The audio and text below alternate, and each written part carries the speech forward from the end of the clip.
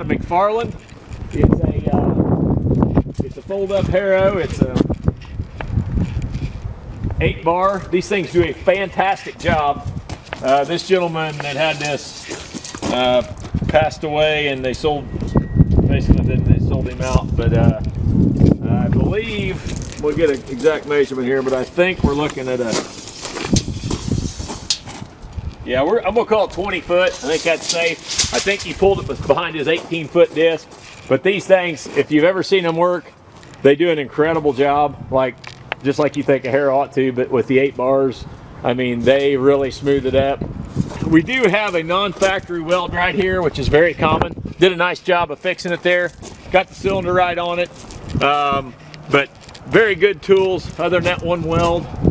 I think it's good and solid, straight tongue. There's always somebody calling wanting a Harrow, and man, these are fantastic. Go behind the disc. Really do a nice job.